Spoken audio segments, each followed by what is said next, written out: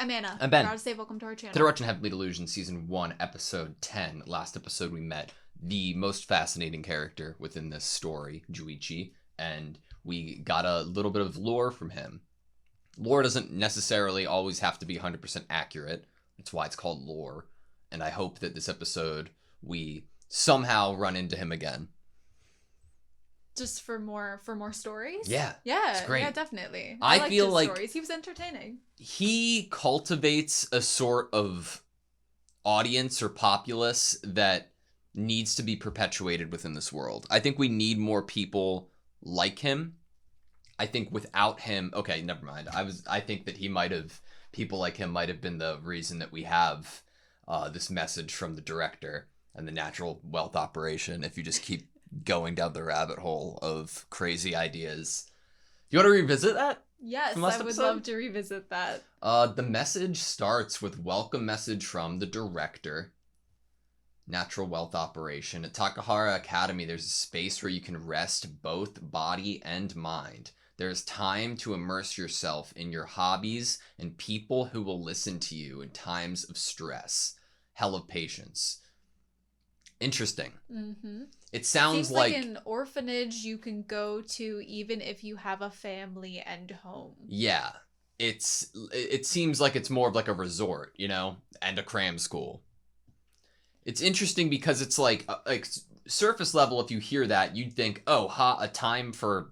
You have time for your hobbies and everything. It seems like it would cater more to like adults who don't want to go to work and want to break, yet when we see it, it's more of a cram school. We're seeing children. So there's the first line is like, rest your body and your mind, which in a sci-fi sense gives me this idea of like your body is actually just laying in a bed somewhere and this is all a simulation. And then also like you're bringing up, this message evokes the idea that you are speaking to an adult.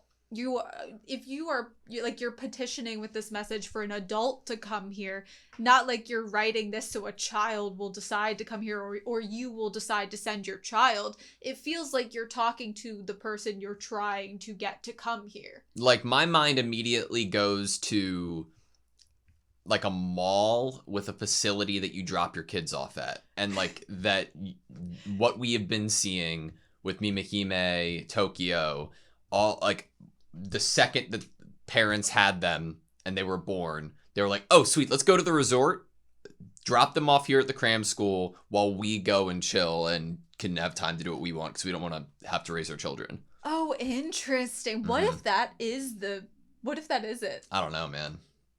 That would be a wild story. That would be wild. This idea that like they aren't because what we're getting is two characters that are orphans. Like, or at least were raised in orphanages, like, without parents. And then an idea that are the children of the nursery intentionally dropped there and they do have parents that just put them here so that their parents could enjoy relaxing. See, those are interesting ideas, but they are not based narratively in any direction that we have been going with the story. So it doesn't need to be. I mean, I did say that it feels like this message is imploring an adult about themselves or their child. True. And not more so about themselves. So when they're freaking out about Tokyo being pregnant, they're okay, because who are they accountable to? Is it for the sake of this day of fate that they need Tokyo to, all of these kids to be pure and a certain way? Or is it because you don't want to have to call up Tokyo's mom and be like, on our watch, your daughter got pregnant? The idea that we are trying to cultivate here is a good one. It just does not fit, in my opinion, within a character like Asura having such vast intelligence, being able to put their physical manifestation in front of somebody else and then kills himself and flies off into the sky. The Venn diagram of those two things has a very short middle ground in my mind, but I'm open. I just know that whatever any of the answers are, whatever the truth is to this story, my jaw is probably going to be on the floor. True. When we receive it. All right. You ready? Yeah. Sweet.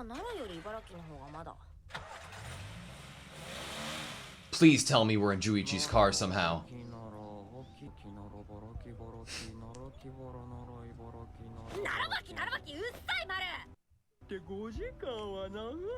Who's driving us? Yes! Yes! Yes! I'm actually surprised.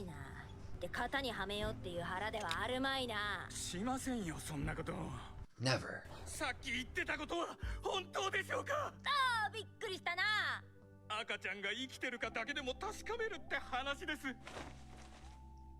Oh wow.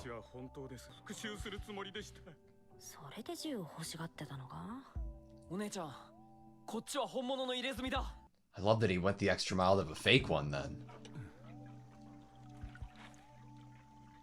You gotta keep some of his secrets, you know? 走れる道をつなげば車で5時間くらい。この辺りです。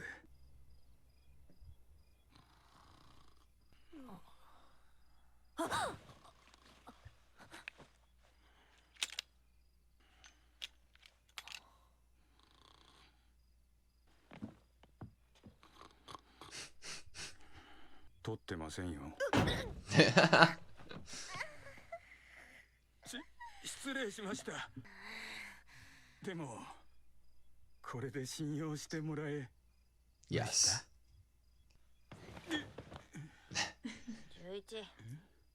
確認するだけなのは変わらんぞ。それで十分です。That's good enough. What a great man. 車はここに隠していきます。あとはお姉さんちょっと気になってしまったもので。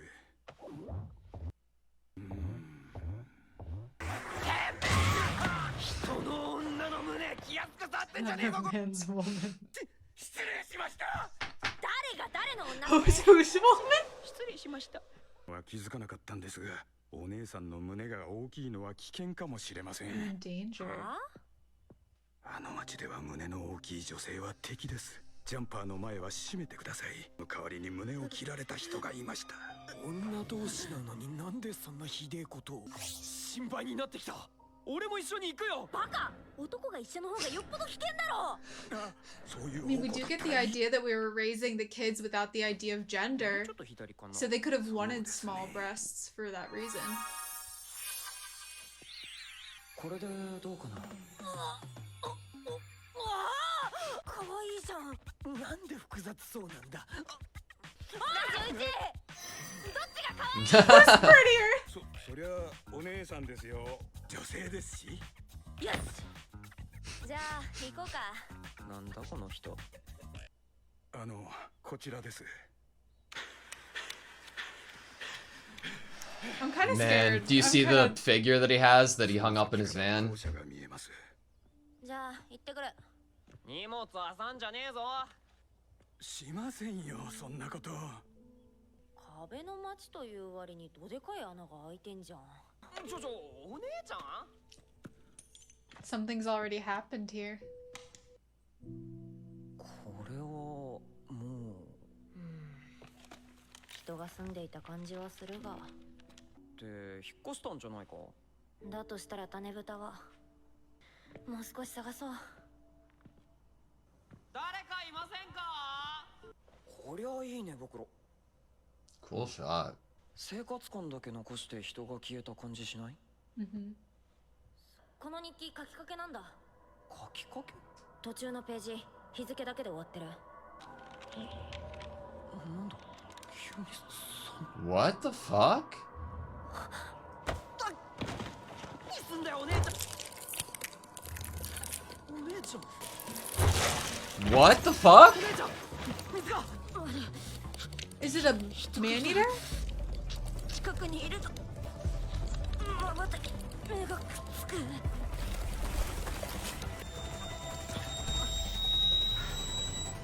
What? 上だ、お姉ちゃん。 Look at the line art.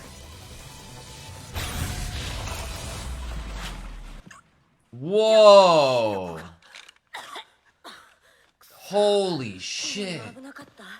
あと何秒かで殺されてたんじゃないか。なんで上だと分かった？なんとなく。なんとなく Just か。somehow.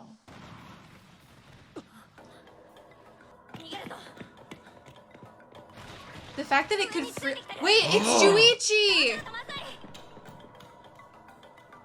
Does he trap people here to kill him? Like, to kill them and eat them or something? Or was he one of the experiments? Why do we have water in our mouth? So you can feel it? Oh, like you can sense the water in your mouth getting colder?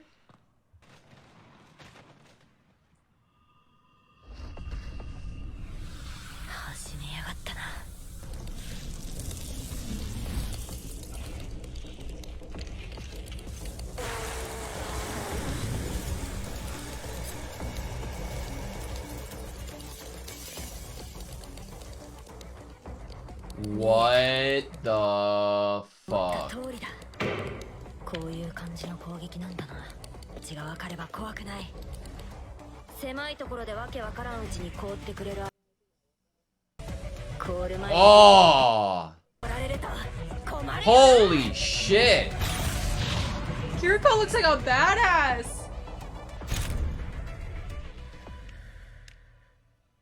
入れることには入れるけど、核が見当たらない。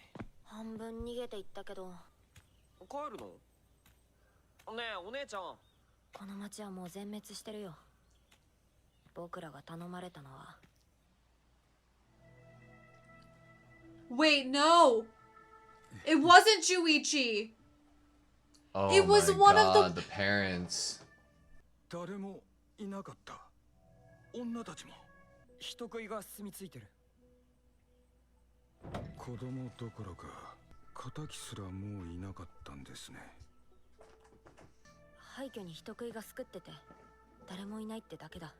建物がボロくなったから引っ越しして、その後人食いが済んだのかもしれない。希望を捨てちゃダメだ。おーい、そこの釣り部3人組。誰だった？ああ、間違いないって。そんなこと。ほら、やっぱりだ。種豚11号じゃないか。生きてたのか。種豚6号さん。What? この名前で呼ぶんじゃねえ。俺たち今別のところに住んでて。小種から生まれた子も元気だぞ。お前、一回来いよ。Is it safe now? Have we changed our ways? でな、女が2人処刑されて1月くらい経った頃かな。お前の息子がひどい夜泣きをしてな。みんなであやしてたんだ。で、その時を怪物が侵入してきたのは。起きてたおかげで From being executed. 怪物が壊したところから逃げることができたんだ。They escaped because of the— お父ちゃんだぞ。僕じゃない。Wow.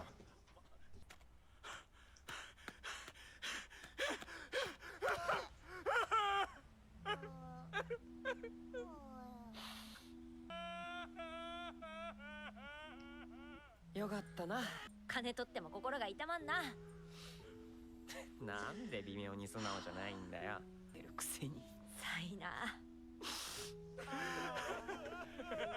11食えよ。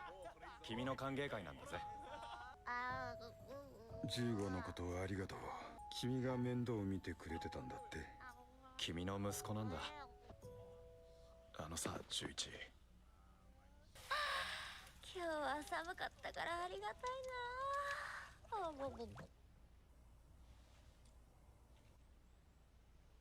明日はどうする？茨城の施設の場所調べて一応当ては。Is he gonna go back? 喋ってる途中で寝た。消すぞ。I'm scared. I'm scared it followed. Yep. Mm-hmm. おいマル、起きろ。お姉ちゃん、これは。みんな外に出ろ。この寒いの人食いの攻撃だ。11がいない。落ち着け。本当か。リーダーと15もいない。逃げ遅れたんだ。早く家から出ろ。11。それより15を頼む。全員道に出て走り回れ。けたら1分で死ぬぞ。落ち着頭は嫌というほど冷えてる。おかしいぞ。 Something's 走って wrong. も走っても冷気から抜けられない。これ僕を追ってきているのか。なぜ敵の姿が Maybe 見え it's ない。 trying to get to its baby. 足音もしない。昼間に見切ったと思った攻撃範囲見誤った。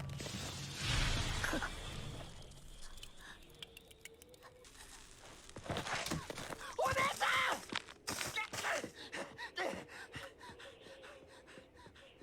Jugo. It's Jugo. お姉ちゃん近づいちゃダメだ。離せ。見殺しにする気か。違う、あの子がヒルコだ。何度か戦ってるうちに分かってきた。ヒルコの気配みたいなものが分かる。あの子が冷却攻撃をしてるんだ。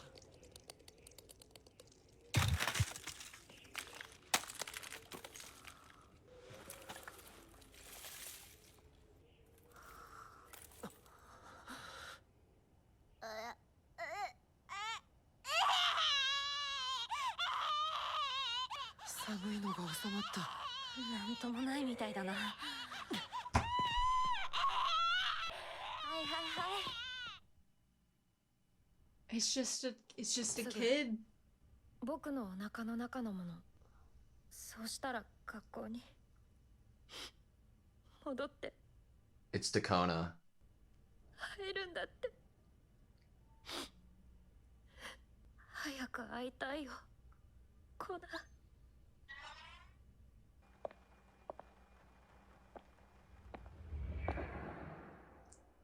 もうすぐ生まれます。沢渡先生。大丈夫です。あと10年前に期限は切れてますが、 Oh my god. ありがとう。本当にもらっちゃっていいのか。まだ同じ薬はありますから。そうじゃなくて車だよ。 Wow. God. 僕にはもう旅をする理由はありませんし、ここにある車、あれよりずっといい車なんですよ。そうだよな。それじゃあ11、息子に投資させられないよう気をつけろよ。 Wow. Still love they know.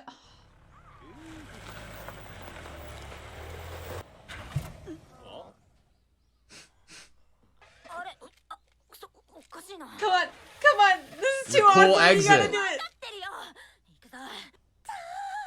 何が大変だよ。焦ると余計にかかんないな。これから新しい仲間をお迎えします。皆さんはこれから What What the the 大事な fuck? 時期を迎えます。 important time for 何 you. が起きたとしても正しい未来へ。た時は自分の心に従ってください。ふわっとした話だな。新しい仲間、5期生の皆さんです。 What the fuck? What the fuck? Wait, whose eyes were that? It almost looked like Mikura. What? What the? あの夜のことです。僕が脱走した夜。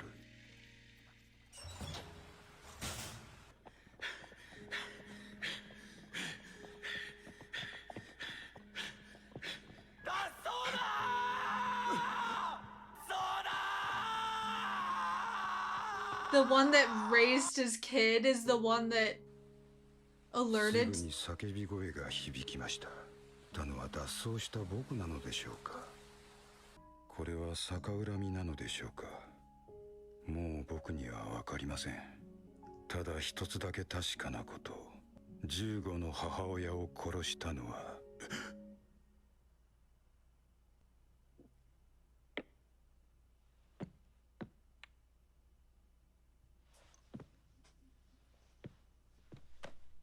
それではまたいつか。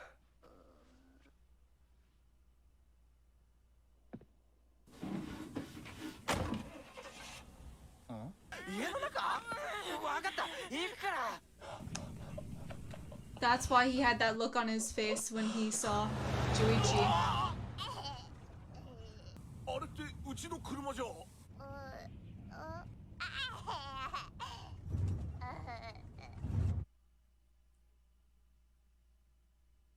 バイバイ。 See you, bye bye. The same path that he ran, this time he's in a car.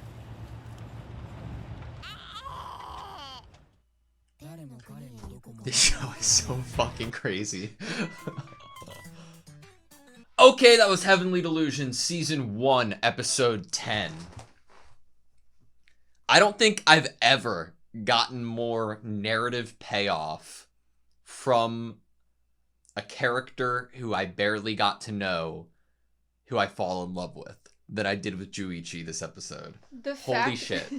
The fact that after the previous episode, episode 9, you were like, I want to see him again. I hope he comes back in the story. And in my head, I'm like, this was just a random guy that was used as a device for the fact that he was blocking the location that we needed to get to with the symbol of the bird, Takahara Academy. You know, He was fun, he was entertaining, but his purpose was the kind of misguiding of a location that we were looking for. Yeah. And maybe to throw some crazy theories out there of what link his story could have with Takahara Academy. Yeah. Oh my god. But you and your desire to see him again, I think that's what made it happen. Obviously, there was some time travel happening with your desire from last episode that just kind of like seeped into the minds of whoever created this story, and they were like, you know, in the future someone's gonna love this guy, and I need to make him important. His character is so fascinating. You know what's weird? If he doesn't kill that guy at the end of the episode, I wouldn't love his character as much. I feel like I love him not like as a character in this world so much, and it's so fucking wild. It kept going. This episode kept giving narratively and visually. We'll get there, but holy shit. Do you think Juichi's gonna end up like the lady who had the hotel, whose son turned into a man-eater? Oh, the original inn owner? When I heard hotel, I just thought of King of Hotels, but you're right. The original, like, episode 1 or 2... The King of Hotels is interesting to bring in, because the King of Hotels would mirror Juichi, or Jugo, right? Yeah. Wow. My focus is thinking to, I guess, the thought process of, I think it was Boar number 9, which was the one that called out. He is also the one that we noted was the one that took primary role raising the son. Whether from guilt or otherwise. So that's what I wanted to bring up is, like, we get the idea of, like, why did he call out? Was it because he viewed me as a traitor? But then also, why would he then raise the son? And it's really interesting to unpack whatever he might have been feeling and see how it could relate to the children within the nursery. As would you feel jealous, perhaps, of someone who is given an out, or people that care and love for them? Or would you feel guilty if something happened to them? Would you would one of the children call traitor because someone else like got, you know, it's just the mindset of being a kept in a cage person and how they might handle that because of their trauma. Like, was he jealous that Juichi's, like, the mother of the child and her partner also, like, wanted to run away together and be a family? Was there a jealousy, or did he truly view him as a traitor? Was he following the ideology at the time? I mean, following the ideology is one route, but if you are being held captive in the way that they were, you could also have been there for so long that it's not necessarily Stockholm Syndrome, but the idea of their ideals are scared into you, that it's like a response that you wouldn't consciously even make. Like, it's, holy shit, somebody's escaping. Like, that's what I was told that I needed to do. I needed to call out the second if any of this shit happened, or else, like, right, because he could view that they would incur punishment because someone else escaped. Like, and there's always that idea that the people that you leave behind could be punished for your actions. Yeah. And in this society that we were getting a glimpse of, I could see that have been, honestly, in a world he could have saved the other men by calling attention to this, because then their anger and their focus was on the two women and Juichi and his son. Man, I thought that there was... I wondered for a second there if Kiriko had found the matching, keychain, and at some point was going to give it to Juichi as like a, here, like I spotted it, that's what the man-eater had, whatever. But obviously it didn't happen in that way. That's the mom, right? Mm-hmm. The man-eater was the mom of the baby of Jugo. And then the baby was doing the cold attacks? The baby was the baby can also do the cold attacks. The baby can also do the cold attacks, but the one that we were, fighting in the facility was the baby's mother. I have to believe that due to what we've learned about a human after, death. When we got Mimihime's character, who was by a different name, Hoshio, I think, when we met her as an adult, it was the idea that if she were to die without the Maru touch, then she would become a man-eater. So I would, assume that the baby interesting that the genetics of what the man-eater attack would be passed in the DNA. That and it's truly, is it evolution of the power that they're able to, utilize that ability before they're dead now? Right, are we trying to create magic people? Well, super, I mean, we have talked about the children seemingly being incredibly strong or agile or able to survive injuries they maybe shouldn't be able to survive. I don't know, because when we were meeting the King of Hotels, we had sensed that within her, and we were trying to think of ways that you could use the Maru touch to get rid of that, but while keeping the King of Hotels' life intact.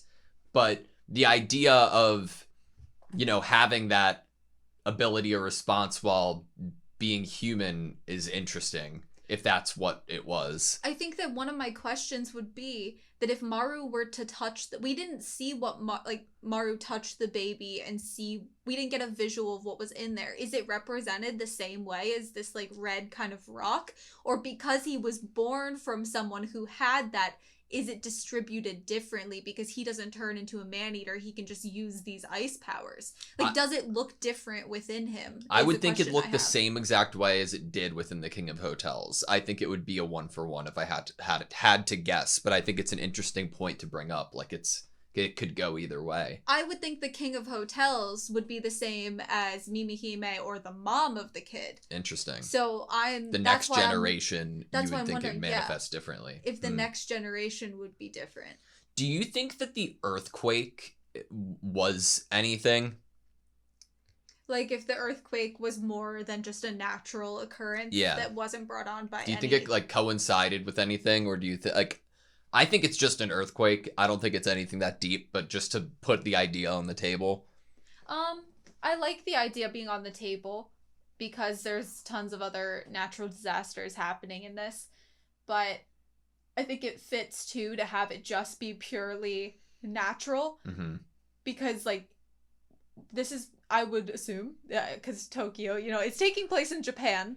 Japan does suffer earthquakes, and even if the world ended as we know it, they would still suffer earthquakes. Yeah. So it kind of just fits.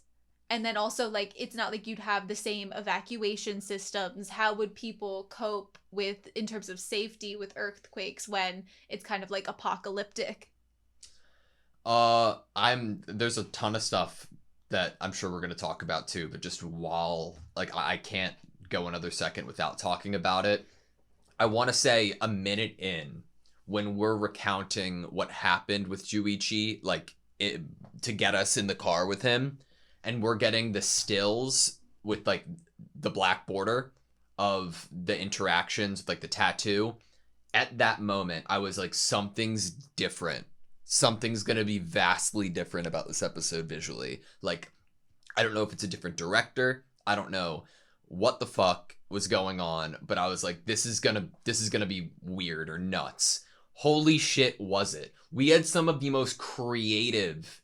I'd want to rewatch it. Some of the like fight scenes with like Kiriko walking up to the man-eater. Yeah. The still shots were amazing. Even before then, when we're freezing, like every second that passes, the inky blacks are getting like thicker and more pronounced while everything's getting more saturated. And it almost looks like it's animated in a different way. It's so fascinating. And then after we use oh my god, it's so cool. After we use our gun, Kiriko stands up and all of the blacks within the character are like the outlines are just gone. It's just like, it looks like it's a palette knife or just pastel. It's so beautiful. Look at it. It's amazing. And then it switches right back once we're warmed up. It's like, it's not just being, it doesn't feel like it's just being artistic for the sake of being artistic, which is great in of its own right, but they're using narrative reason to be extra artistic and to add extra flair to it. It's going within the temperature of the room, you know? It's coinciding with it. Quick before we leave that scene, because I do want to rewatch the attack in terms of like the stills and the art.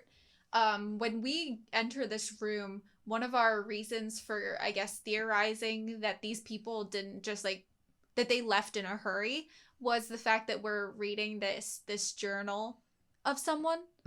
And I wish that I could read it. Can't.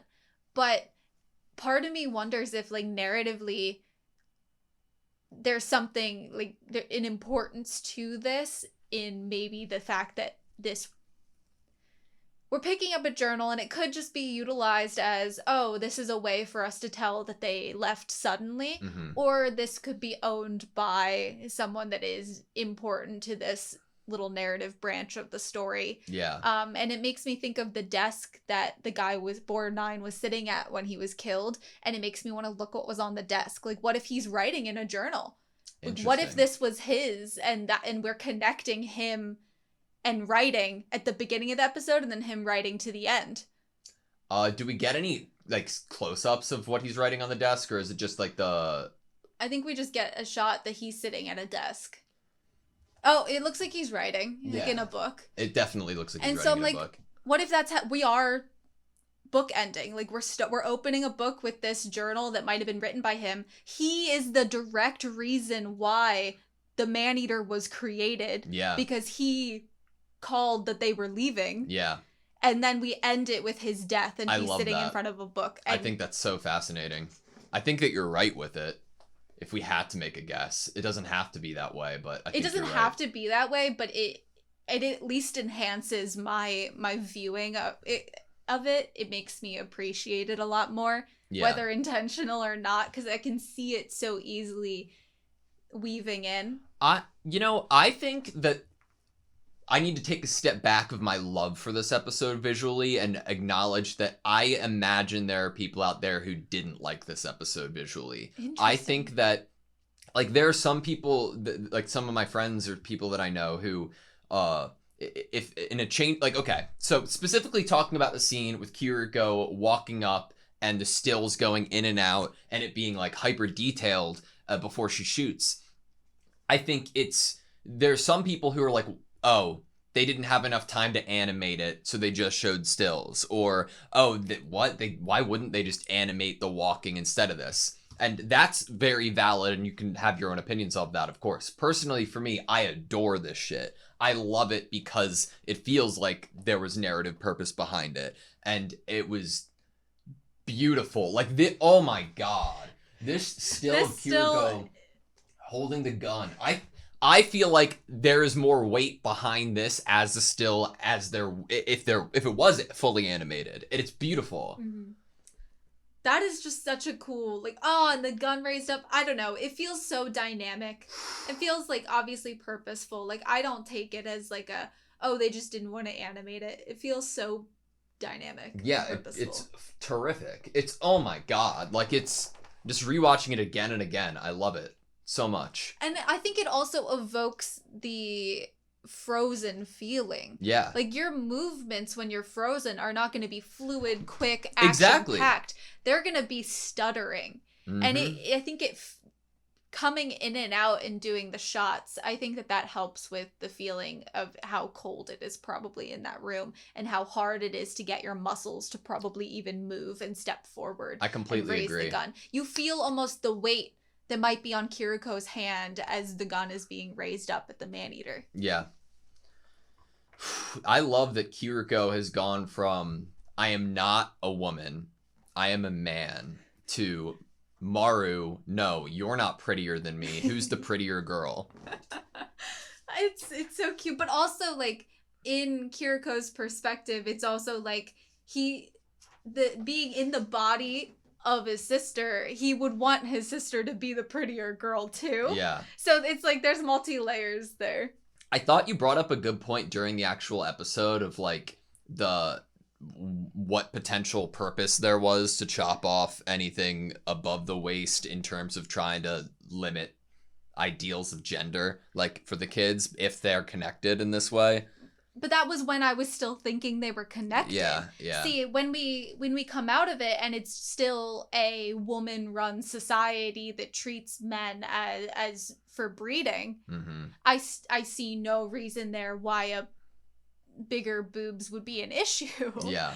But when I was still thinking it might be connected to Takahara Academy, which it still could be. They could be an off branch of Takahara Academy. They could be the people that were ousted because their ideals were a little too radical. Yeah. In one area. And so that they'd left and started their own thing because Takahara Academy, they just weren't meshing on some things. That would make sense to me, that you would want something that you could be perceived in the non-binary. You brought it up earlier in the discussion about Mimihime and Shiro not going by the names that we had known them by within the academy. Do you think it's like it was their conscious decision to leave those names behind and be referred to something else because of their like the trauma that they experienced within this place, or like their view of it in hindsight? Or do you think that it was more just like natural choices? Because I'm pretty sure that at least Shiro directly calls to Mimihime as Mimihime while in the academy. Mm-hmm. It is possible that they wanted to cast that off. I mean, that would make sense that they would want to call each other. I don't want you to leave this shot. Okay. Sorry, I just had to interject because I was looking up at it and my brain kind of exploded. Mm-hmm. But I think that they might have wanted to call each other something different, maybe because of trauma, or they had real names and found out their real names when they left, something of the sort. They're all replicas. Every new group that comes in is the same 5 or so with the same hair colors and the same set of traits, if you will. Like, you can see, like, there's a Shiro colored hair over here, a Shiro, and they kind of height-wise evoke different age groups. And if you look at the new 5th years, I think that they have the same kind of color palette. And okay. I'm wondering if we are using the same DNA or something to create... I wish I could use, like, windowed player, because I hate that Hulu has, like, a dark gradient for the lower 40% of the screen. It's so irritating. Okay. I also really wanted to read since we're having to get to the kids anyway. We should just watch it so we should the watch it gradient and will read drop out down. the text. Everyone will be welcoming your new friends. This will be a very important time for you. Aim for the right future, no matter what happens. Listen to your heart if you are confused. What a vague speech. Now please say hello to the new 5th years. I don't know. There's just something about it that I just feel like certain people look relatively... It could just be... It could just be the same parents or similar like genetics that are continuing to reproduce, They don't have to be like but how we saw the babies being made, it could just be we are making babies with certain DNA. What color would you say Kona's hair is right here in this shot? Would you say that it's silver or silver gray? Green? I would say it's like a silver gray. What about this? Like a silver gray. Okay. And then when we switch up the shot and get this girl? Yeah. Silver gray? And I think his eye color is like a gold kind of color. This girl looks so tired, but also like menacing. They like glasses. That's a Mimihime. Do you see how the hair is similar and how it's jutting out, and it's Mimihime's color? Yeah. But then we see like these almost seem like, this looks like Asura. Yeah. But it's like this is past. We saw the current, and I think what we're seeing is each of the groups that have like come before, and whose eye is this? Because I think it might be Mikura's. Interesting. Because it kind of, I don't know. Why else would we be getting a close-up of someone's eye if they're not like or is it her eye? Also, why did she seem friendly with Dr. Sawatari, and why did he seem like he didn't hate her? How do they feel about each other? Okay. There could be like a plan happening behind the scenes that we are not privy to yet within coinciding with what I believe to be Maru's birth or Tokyo's, experience giving birth.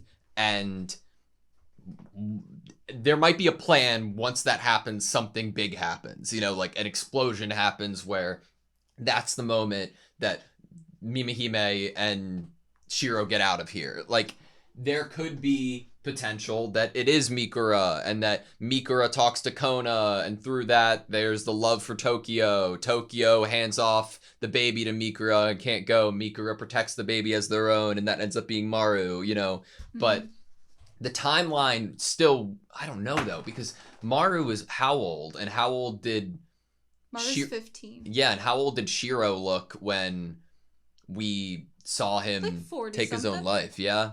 I would say that they were probably in like 30s, 40s. It's so interesting maybe? Because what is this speech about, right? Obviously it's introducing the 5th years, but it's also like trust your heart. Like it's like preparing them to having to make harsh decisions. I remember when I first saw the scene where she is realizing that Tokyo is pregnant, my initial read of her was that she was going to protect Tokyo and the baby. Mm-hmm. But then she stands up and takes this kind of title, she's praised for telling the director. But is there some other intention underneath other than just trying to excel within this Takahara Academy? Are we trying to make the director happy for a reason to then take control? I thought Dr. Sawatari would probably hate Aoshima, but they have this weird interaction in the hallway where she like reaches out to him. Dude, the way that they like play it, that we're getting like Kiruko running up to Jugo, and then they cut to the facility with Tokyo. It's like so incredibly like I love it so much. I did want to reread what Tokyo was saying to Kona as well. They said they can remove the thing inside me soon. We see the picture of the sonogram. After that, I can go back to school. And I can see you, Kona. Why do I believe that they would not let her see Kona again? Kona. Doesn't it feel like that's why I wanted to revisit it? Because does that narratively tell us that they aren't ever going to see each other again?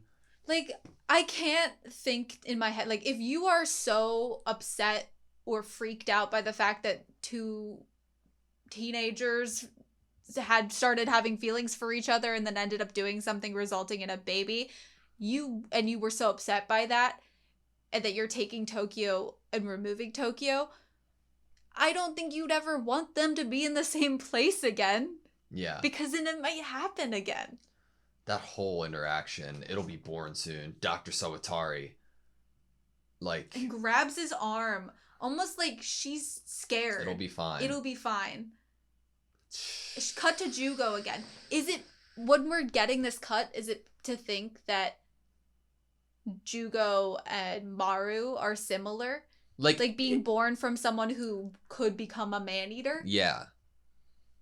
Can Maru touch himself? And see if there... Okay, this leads to my theory that Jugo does not have that rock inside of him. We get this idea from Mikura and from, like, Maru's past that Mikura didn't see Maru as human. I love this show so much. It creates this, like, human to human with a man-eater seed in them that could become a man-eater at death to then man-eater mixed with human. You know? This is such... You'd be even more far removed from being a human because you weren't ever human to begin with. Like, we get a line from Dr. Usumi when we were talking about saving Hoshio or Mimihime from becoming a man-eater, that he wants her to retain being a human and have a natural death. Mm-hmm. Maru is never considered human when we talk about him from, like, past interactions like Mikura. Yeah. Jugo, I would think, is in the same boat. Interesting. You ever, like, you know how we visited the facility and it's like, oh shit, the journal stopped writing. It's like frozen in time. Everyone disappears or dies or runs away. And then the scene's like it was years ago, but everything's just like desaturated, molded, deteriorated. Do you ever, like, throughout the day or your life, like, look at the room you're in and imagine what that would be like 20 years, 50 years from then, if like something happened and nothing changed? That I do that a lot. I've never imagined that, but I have imagined lots of different apocalyptic scenarios. Interesting. So, if you have to make a bet, is it Mikura? Is what Mikura? The kid, the 5th year. The kid that we see just of the eyeball? Mm-hmm. I like the idea because I feel like Mikura has to know of this world in order to know what to tell Maru.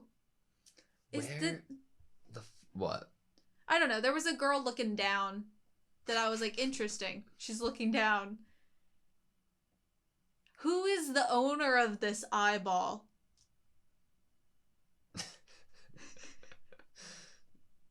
Maybe not the one looking down, because we're seeing the silhouette of everybody standing in front. Yeah. Who is the owner of this eyeball? And why do I think it's Mikura? Am I just being silly with that? I mean, age-wise, it has to be someone that was a little bit older than Maru so that they could help Maru. And they had to have knowledge of Tokyo and Maru. Yeah. God, I love this so much. This is so fun. I feel this like... This is amazing. Junichi's the best character. When I watch this show, there are moments where I feel validated just because I'm like, oh, that one thing I figured out. Mm-hmm. Yay, go me. And then there's like 10 other things that I didn't figure out, or that my brain is like, I have absolutely no idea what is to come here. I mean, the Juichi, like, obviously I have no fucking clue what's happening here, when I did not actually think Juichi's stories were gonna we were gonna discover that more. Yeah. And see that character more. Dude, the biggest narrative pump fake I might have ever seen is Juichi introducing the story with the breeding pigs, it being outed as a lie with the tattoo, the fake just tattoo. To be told that it was true and the fake tattoo was actually real 10 inches above it. That was insane. It's so interesting that he was putting forth something that is a traumatic truth for him as a lie. I guarantee you it would be a hell of a lot easier to tell. Even just by having a fake version of it and referring to that instead of the real one. Or it could just be practicality, because, you know, the other was on his shoulder, and so instead of rolling up his sleeve, he'd have to be like, oh, let me take off my jacket. Yeah, but if people do go up and, like, rub it away, and it's like, oh, you're lying, like, it's a device to keep people further from the truth. Mm-hmm. Yeah, I wonder how that emotionally feels for him in that moment when they're like, oh, you're just a liar, the tattoo came off. Is it like a moment where he can, like, pretend in that moment that his trauma didn't happen. Or at least people can't look at it, right? I mean, oftentimes when someone goes through something traumatic, they could possibly go through a period of time where there exists a part of themselves in their brain that convinces themselves that they're making it up. And I wonder if it's not only a defense mechanism to make sure that only the people that would truly care or help him would be the ones to get through to the actual truth. Yeah. Or if it's more so he doesn't even know if he really wants to deal with it or not. Interesting. You have anything else? I don't think so. I think that I'm going to be thinking about this episode for a while until we watch the next episode. I think I'm going to be really thinking about it a lot. I'm jealous of whoever is going to be the one that edits it. Mm-hmm. Because I feel like there's just so much in this episode alone that could be seen, could be analyzed. I hope that Robin's okay. Like, us seeing the frame from Maru's perspective that we got of the pictures being held, like, I'm like, fuck. Like, I know he's thinking about it because he bets Kiriko's thinking about it because of how much could have happened. Mm-hmm. But I hope he's okay. I want him to be okay. I feel like we're gonna meet him. Or... I think we're gonna meet him. It would be like, tragically compelling to have to kill a man-eater that we know is Robin. Mm-hmm. I mean, we're not finally getting the idea. Like, think about it. Like, we get the inn lady, and she had convinced herself that this man-eater was her son. And now with this story, we're getting the actual idea that this man-eater really was someone that was a family member to Juichi, was someone that Juichi cared about and was going to run away with. Man, you know what? We're always trying to figure out like how the Maru touch exists and why. That has a lot of complicated issues amongst it in terms of like genetically, how would it have derived from the ability that turns people into man-eaters. A thing that would be a lot easier to work backwards is the production of the Kiru gun. Like where the fuck does that lie? Like it has the symbol on it of Takahara Academy. We get it from Mikura. What within, like how is that able to be developed? Like did Shiro make it? No. Like how within that facility, if it came from that facility, have we seen anything that like would have helped make it? I don't know about that, but like why was it created? Part of me can latch onto like, I don't know. I'm just like thinking back to like, what was the scene with Asura and Kona about like the weapons, like the something of light? Sword of light. Sword of light. And it just came from the ceiling and cut that girl's leg. Do you think like the sword of like do you think that is the beam? Maybe. You know what I mean? Yeah, like why would this have been created? Why would the Takahara Academy create this gun enough to put their symbol on it? What would they have used it for beforehand? Because when we see the Takahara Academy, we don't see them fighting man-eaters. Yeah. So why else would we have this? I want to I'm going back to last episode just to reread that line. Like, it floats in the sky and shoots out light. What kind of face does it have? Don't ask me everything. Imagine for yourself, Kona. That other kid that we got at the end of this episode does look a little bit like Asura. Mm-hmm. Close your eyes. Focus on what comes to mind. Look at it closely. Oh, he has blue eyes. It might be something you think you saw out of the corner of your eye or an optical illusion, but let it fill your senses. Follow it. And then we get gasp. Did you see something? A sword of light. Interesting. Like, it's like if Maru is the child of Tokyo and Kona, Tokyo would give birth to Maru, but how crazy would it be if Kona gave something that would then be turned into her past with the Kira beam to Kiriko. Right, in the same way that the man-eater that is the mother of the baby was able to be some transference and some like ice magic. Yeah. Use of cold. Is there what is it that Tokyo and Kona could have both passed down to Maru that could have created the Maru touch? But the gun. And yeah. I'm like, what? Like, I'm trying to bridge a connection from Kona, the Sword of Light, to the gun. And I don't know how you do it without, like, sci-fi shit.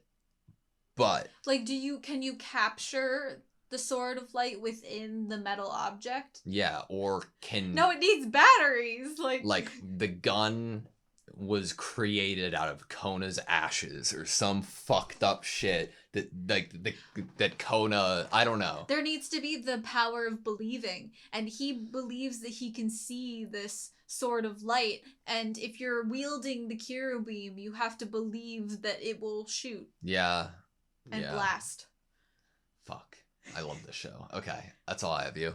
Thank you guys so much for watching this video. Please like, comment, and subscribe, and we hope to see you next time.